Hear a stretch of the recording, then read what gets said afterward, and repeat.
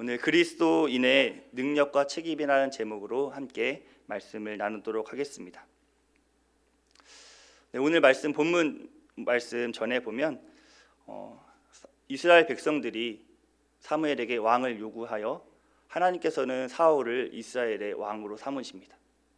처음 사울이 왕이 되었을 때는 하나님의 마음에 합한 자로, 이스라엘 대표하는 자로, 능력 있는 사람으로 그를 하나님께서 세우셨습니다. 하지만 사울은 하나님께 불순종함으로 하나님께 버림을 받게 됩니다. 사무엘상 15장 23절 말씀을 함께 보도록 하겠습니다. 함께 읽겠습니다. 이를 거역하는 자를 점치는 죄와 같고 완고한 것은 사신 우상에게 절하는 죄와 같음이니라. 왕이 여호와의 말씀을 버렸으므로 여호와께서도 왕을 버려 왕이 되지 못하게 하셨나이다 하니. 오늘 말씀처럼 하나님은 사울의 불순종으로 인하여 사울을 버리고 그가 왕이 되지 못하게 하셨습니다. 그리고 어제 우리가 말씀을 보았던 것처럼 하나님은 이스라엘 백성들을 사랑하셔서 그들에게 새로운 왕을 세우고자 한 사람을 부르십니다. 그 사람은 바로 다윗이십니다. 어제 읽었던 말씀인데요. 사무엘상 16장 13절 말씀을 함께 읽도록 하겠습니다. 함께 읽겠습니다. 사무엘이 기름 뿔병을 가져다가 그의 형제 중에 그에게 부었더니 이날 이후로 다윗이 여호와의 영에게 크게 감동되니라. 사무엘이 떠나서 라마로 가니라. 아멘. 하나님은 이새의 막내 아들, 어쩌면 보잘것없고 아무 힘도 없는 그를 겉모습이 아니라 그의 중심을 보시고 그에게 기름을 부어 이스라엘의 사울을 이어 다음 왕으로 세우십니다. 그리고 오늘 본문은 하나님께 불순종해서 버림받은 왕인 이 사울과 하나님의 영에 감동되어 새로운 왕이 될 다윗의 첫 만남을 기록하고 있습니다. 어쩌면 같은 배경에 등장하는 두 사람이지만 사울에게는 몰락의 첫 걸음을 기록하고 다윗에게는 하나님의 영에 감동된 사람의 첫 시작을 기록하고 있습니다. 어쩌면 말씀에서 중요하지 않을 것 같아 보이는 이 말씀이지만 성경은 굉장히 의도적으로 우연인 것처럼 이 만남을 기록하고 있습니다. 그리고 이 만남은 크게 보면 사울의 앞으로 인생에 펼쳐질 모습들, 그리고 다윗이 앞으로 살아가게 될 삶을 요약해서 보여주고 있습니다. 우선 사울의 모습을 함께 보았으면 좋겠습니다. 하나님의 영이 떠난 뒤 사울은 굉장히 비참한 모습이고 안타까운 모습을 보여줍니다. 한때 이스라엘의 위대한 왕이었고 전쟁에서 이스라엘을 구한 하나님의 구원자요 대리인이었지만 하나님께 불순종함으로 하나님께 버림받고 악령에 사로잡혀 괴로워하고 있습니다. 14절 말씀을 함께 읽도록 하겠습니다. 여호와의 영이 사울에게서 떠나고 여호와께서 부리시는 악령이 그를 번뇌하게 한지라. 여기서 성경은 여호와께서 부리시는 악령이 그를 번뇌하게 했다라고 기록하고 있습니다. 어떻게 보면 우리는 하나님이 사울을 괴롭히려고 악령을 보내셨나라고 생각할 수도 있습니다. 하지만 많은 성경학자들이 이 말씀을 이렇게 해석합니다. 하나님이 사울을 괴롭히기 위해 악령을 보낸 것이 아니라 하나님의 영이 떠난 사울이 무방비함에 노출되어 이러한 상태에 있는 사울을 사단이 괴롭히고 있는 것이라고 해석합니다. 사울이 사단에게 괴롭힘 받는 것을 하나님이 묵인하시기 때문이라고 해석합니다. 어떻게 보면 욥기에서 욥이 사단에게 이제 고난을 받지 않습니까? 이러한 모습과 같이 오늘 사울도 하나님의 영이 떠나고 무방비 상태로 악령의 괴롭힘을 받으며 살아갑니다. 우린 여기서 하나님의 보호하심이 없는 하나님 없이 살아가는 사람의 모습이 어떠한지 보게 됩니다. 하나님 없이 살아가는 사람은 사단의 먹잇감이요 놀이개입니다. 하나님의 영으로 충만했던 이스라엘의 왕인 사울이 이러한 모습일진데 하나님이 전혀 없이 살아가는 사람들은 어떨까요?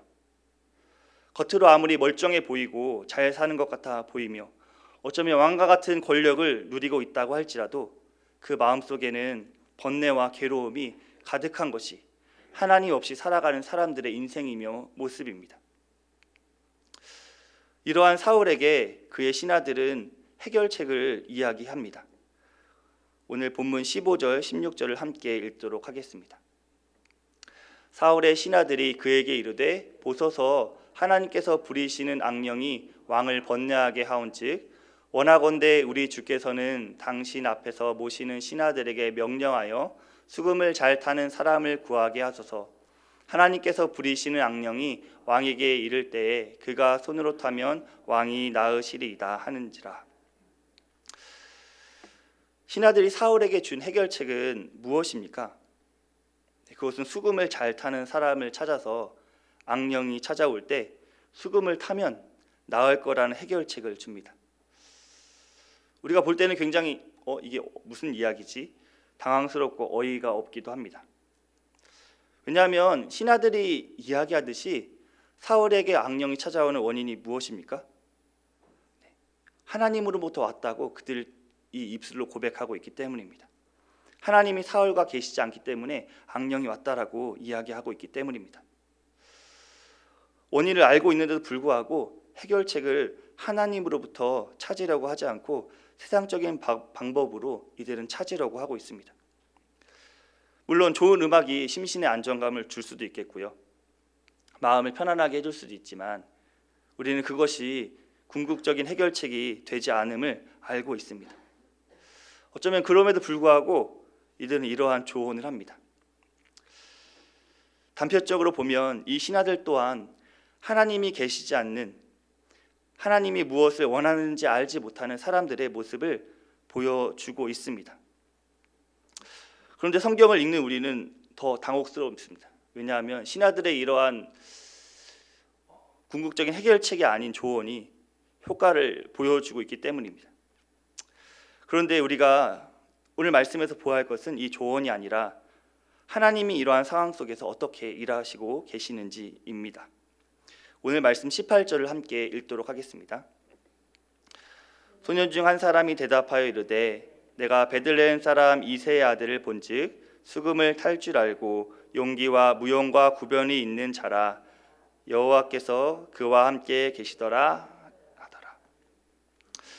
신하들의 문제 해결책의 구체적인 방법을 한 소년이 제시하고 있습니다.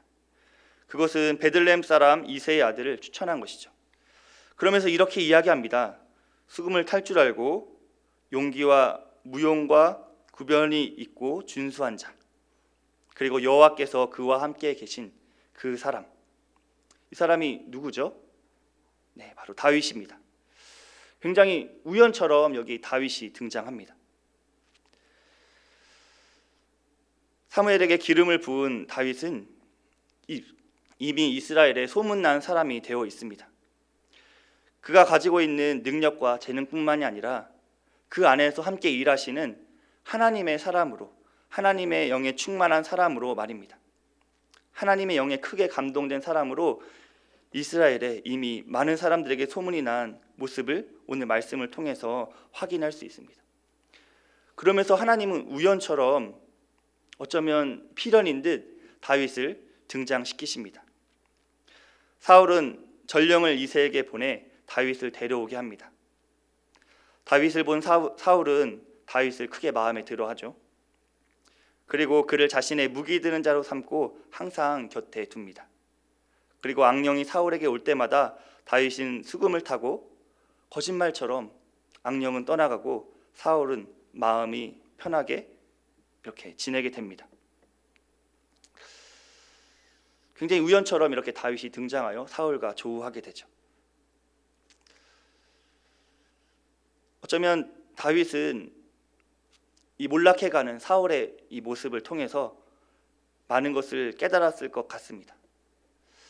하나님이 계시지 않는 사람의 모습이 어떠한지, 설령 그가 왕이더라도 하나님이 계시지 않는 사람은 아무 소용이 없다는 것을 말입니다. 그리고 앞으로 자신의 인생을 그가 어떻게 살아야 할지 그는 마음 깊이 새겼을 것입니다. 이렇게 다윗은 하나님의 영으로 충만하여져서 더 깊이 하나님과 동행하며 준비되어져 가며, 사울은 하나님의 영이 떠나고 점점 더 비참한 모습으로 삶을 살아갑니다.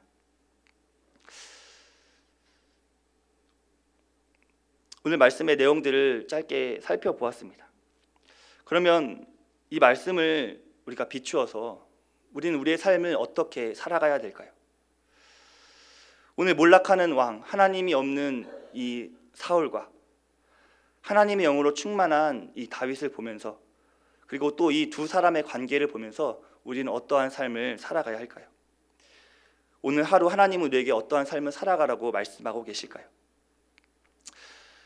오늘 말씀 제목이 그리스도인의 능력과 책임입니다.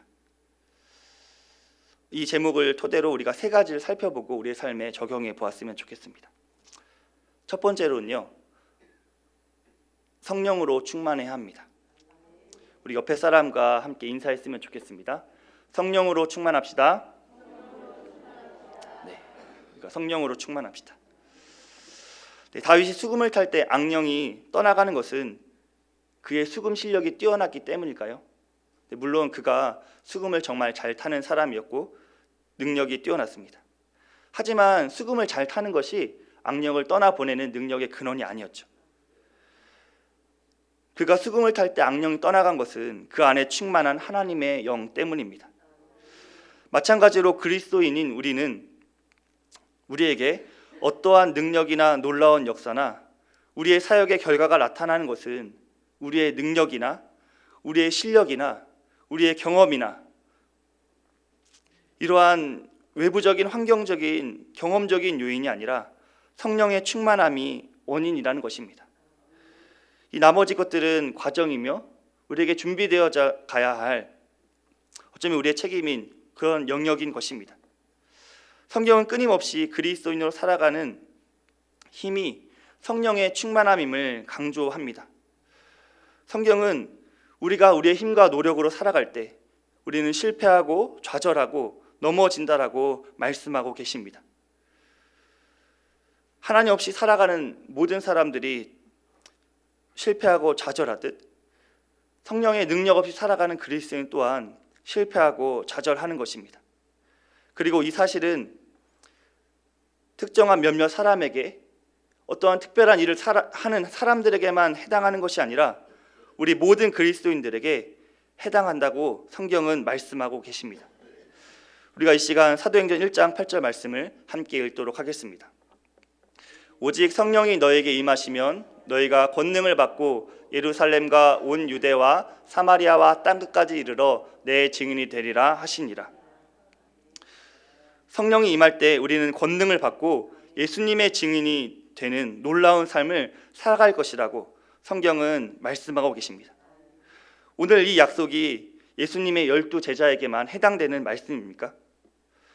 이 말씀이 그 당시 그 삶을 살아가던 예수님을 믿는 사람들만을 위한 약속일까요?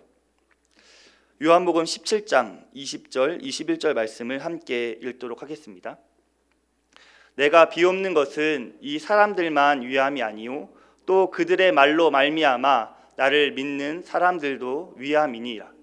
아버지여, 아버지께서 내 안에 내가 아버지 안에 있는 것 같이 그들도 다 하나가 되어 우리 안에 있게 하사 세상으로 아버지께서 나를 보내신 것을 믿게 하옵소서.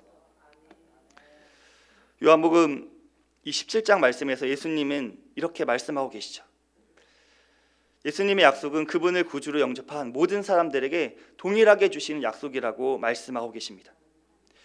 성령의 충만한 능력 가운데 제자로 살아가는 것은 그 당시 살아가는 제자들뿐만이 아니라 특정한 몇몇 사람들이 아니라 예수 그리스도를 믿고 구주로 영접하는 우리 모두에게 해당하는 말씀이라는 것입니다. 이것이 다윗이 가진, 그리고 우리가 성령 충만한 그리스도인으로 살아가는 우리가 가진 능력입니다. 히브리서에는 이러한 성령의 능력을 가진 믿음으로 살아냈던 사람들의, 우리의 믿음의 선조들의 이야기들을 기록하고 있습니다. 어떠한 모습입니까? 세상이 감당하지 못할 사람, 세상을 이기는 사람들, 복음으로 세상을 변화시키는 사람들의 능력 말입니다. 우리는 이러한 능력으로 살아가야 할 것입니다. 두 번째로 하나님의 영으로 충만한 다윗은 그를 필요로 하는 곳으로 갑니다. 마찬가지로 성령 충만한 우리들은 우리가 필요한 그곳으로 가야 합니다. 다윗은 사울의 부름을 받고 그에게 갑니다. 악령이 들린 왕에게 찾아갑니다.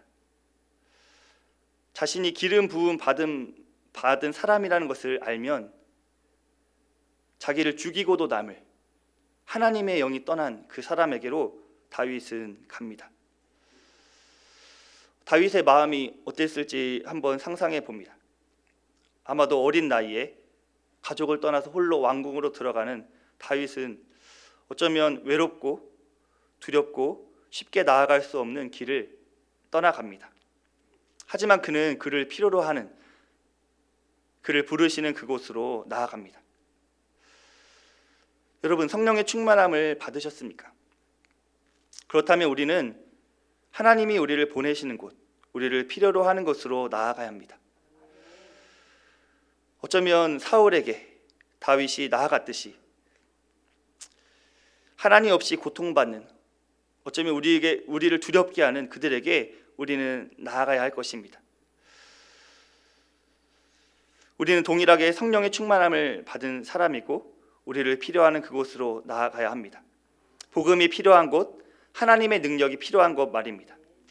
왜냐하면 하나님이 우리를 보내시기도 하지만 또한 그들에게 우리가 필요하기 때문입니다. 하나님께 버림을 받은 사울이지만 하나님은 한 번에 그를 죽이시고 이스라엘 왕을 바꾸시는 것이 아니라 과정들을 통해서 이끌어 가십니다. 이 과정에 다윗이 필요했고 사울 옆에서 그를 돕는 이 다윗이 필요했기 때문에 하나님은 그를 그곳 가운데 보내십니다. 여러분에게 그가 있는 곳은 어디입니까? 가정입니까? 직장입니까? 혹은 친구들에게입니까? 혹은 이웃에게입니까? 우리는 하나님이 우리를 보내시는 곳, 우리를 필요한 곳으로 나아갑니다. 마지막으로 다윗은 사울의 곁에서 무기를 들고 그에게 악령이 찾아올 때마다 수금을 탑니다.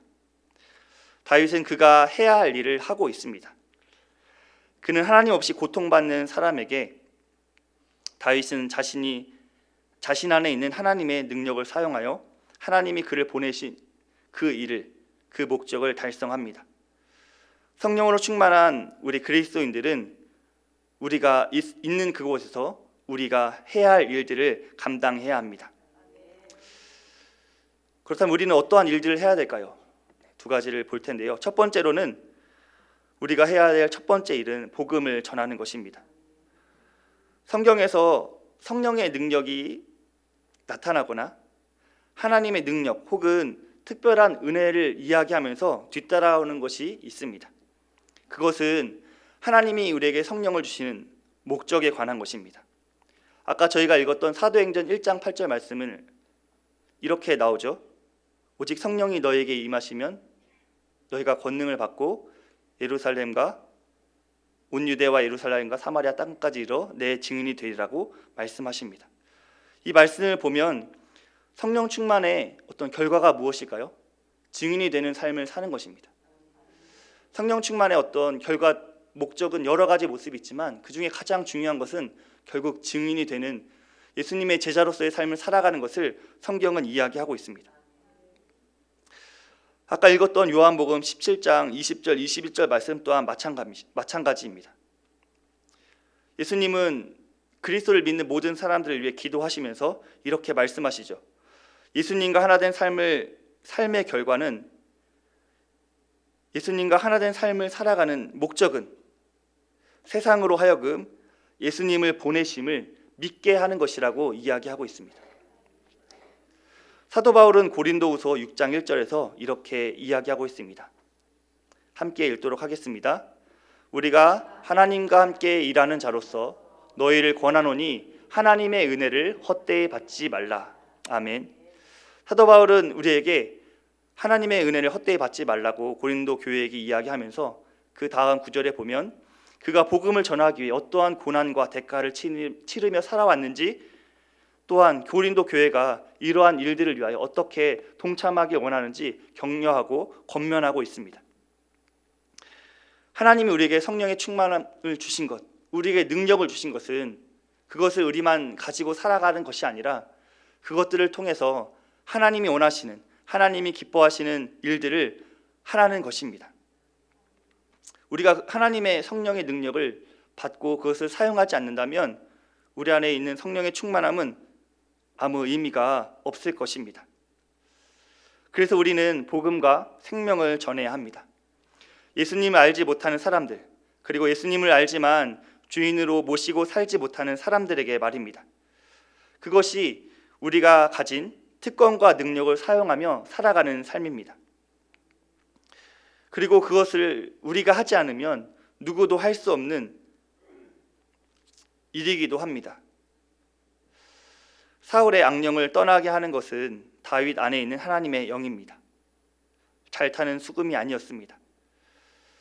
하나님 없이 살아가는 사람들의 삶의 문제를 해결하는 것은 성령의 능력을 통한 복음인 것입니다.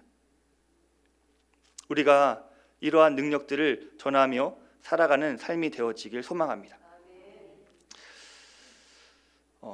첫 번째는 그래서 복음을 전하는 삶이었습니다.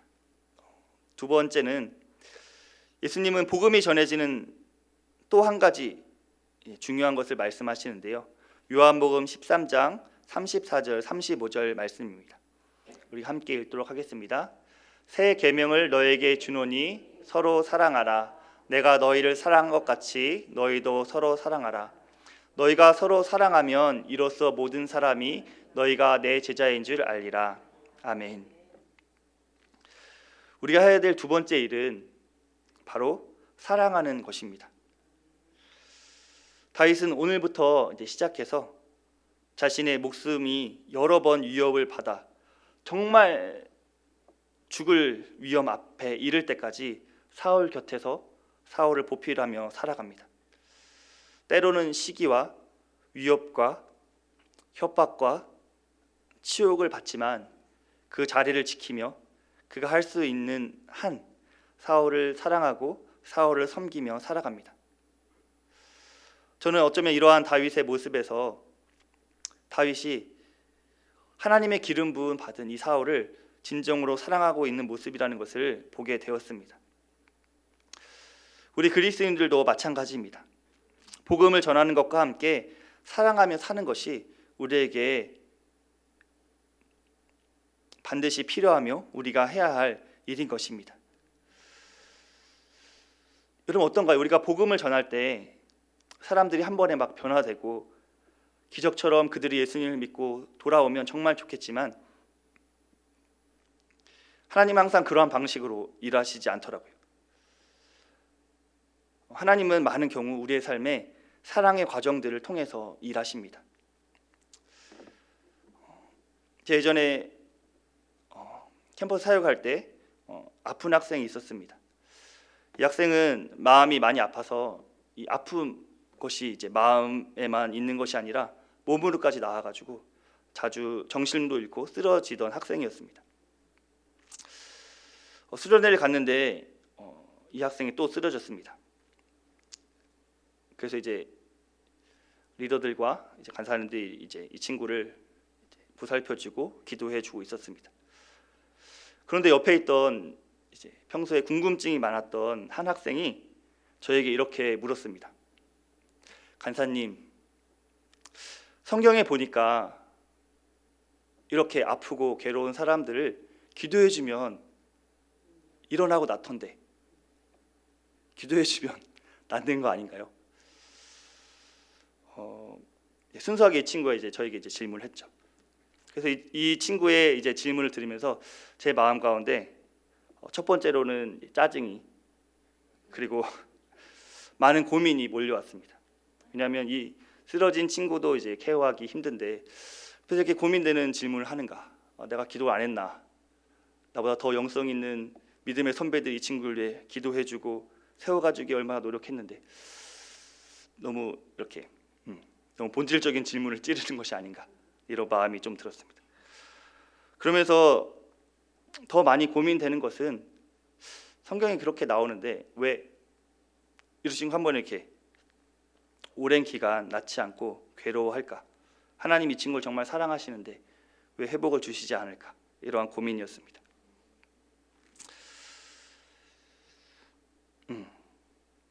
그리고 이러한 고민들을 통해서 하나님은 저와 제가 섬기고 있던 공동체에게 많은 것들을 깨닫게 해주셨습니다. 그것은 복음을 전하는 것, 그것과 동일하게 사랑하는 것의 중요성에 대해서 말씀해 주셨습니다. 사랑이 근본이 되지 않는 전도는 복음을 전하는 행위는 될 수 있지만 궁극적인 열매를 맺기 어렵다는 것을 말입니다. 대학교에서 사역을 하면서 열심히 전도를 하고 사람들을 세우기 위해 노력하지만 열매를 맺혀지지 않았던 이러한 모습들을 보면서 그렇구나.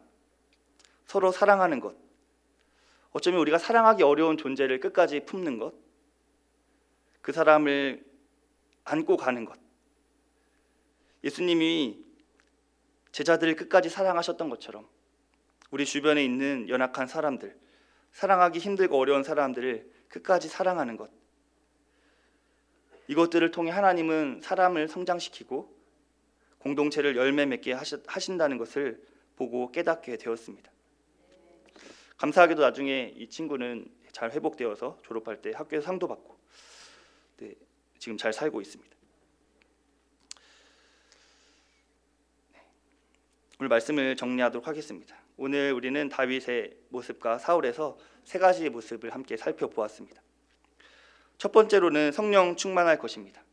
다윗이 하나님의 영으로 충만했던 것처럼 우리 또한 성령으로 충만해야 합니다. 두 번째로는 우리를 필요로 하는 그곳에 가는 것입니다. 마지막으로 그곳에서 우리가 해야 할 일들을 하는 것. 우리가 해야 할 일은 복음을 전하는 것, 그리고 우리에게 맡겨주신 영혼을 끝까지 사랑하는 것입니다. 여러분, 성령으로 충만하십니까? 정말 성령으로 충만하십니까? 네. 어쩌면 그렇지 못하다면 모든 사람에게 후히 주시고 꾸짖지 않으시며 우리에게 가장 좋은 것인 성령을 주시는 하나님께 우리가 성령으로 충만케 해달라고 간절히 기도했으면 좋겠습니다. 그리고 우리가 성령으로 충만하다면, 우리의 마음이 하나님의 영으로 충만하다면 우리를 보내신 곳, 우리를 필요로 하는 곳, 우리가 나아갈 그곳으로 나아가기를 우리 마음속에 결단합시다. 그리고 그곳으로 어쩌면 나아가는 것이 결단코 쉬운 일이 아니지만 그곳으로 우리가 나아갈 때 하나님 성령의 능력을 더하시며 우리가 성령의 충만함을 믿고 나아갈 때 하나님 우리에게 능히 복음을 전할 수 있는 능력과 우리가 그들을 끝까지 사랑할 수 있는 마음 또한 우리에게 주실 것입니다. 우리가 이러한 마음과 이러한 생각들을 우리의 마음에 품고 함께 기도하도록 하겠습니다. 자, 기도하겠습니다. 하나님 감사합니다. 우리를 하나님의 자녀로 부르시고 우리에게 성령의 능력과 특권을 허락하시니 감사합니다. 우리가 하나님의 부르심을 받은 주님의 제자로 믿음으로 살아가길 소망합니다. 오늘 하루 하나님이 나를 보내신 곳에서 주님의 제자로 복음을 전하며 믿음으로 사랑하는 삶을 살아가도록 우리의 마음을 인도하여 주옵소서. 예수님의 이름으로 기도합니다. 시간 드려진 헌금을 위해 기도하도록 하겠습니다. 네, 하나님 감사합니다. 이병림 장로님 들으셨습니다. 신방 감사 헌금 들으셨습니다. 100일 작정 예물 드립니다. 성령으로 충만케 하옵소서. 하나님 감사합니다. 자손들 믿음의 명문 가정 되고 글로벌 리더가 되게 하옵소서. 어머니의 기도가 응답되게 하옵소서. 네, 헌금 드리셨습니다. 감사 헌금 드리셨습니다. 다음 세대 세우기 프로젝트 11조 연보 다니엘 21일 다니엘 번제 예물 드리셨습니다. 하나님 드려진 예물 통하여 하나님의 나라의 영광을 위하여 사용하여 주시고 이 새벽 우리가 마음을 모아 기도할 때 주님 성령의 충만함을 우리에게 주시고 우리가 정말 부르심 받은 자로 능력받아 살아갈 수 있도록 우리의 삶을 붙잡아 주십시오. 우리가 이 시간 들은 말씀을 생각하며 또한 우리 교회의 목적과 비전을 생각하며 우리가 이 시간 주님의 이름을 3번 부르고 함께 기도하도록 하겠습니다.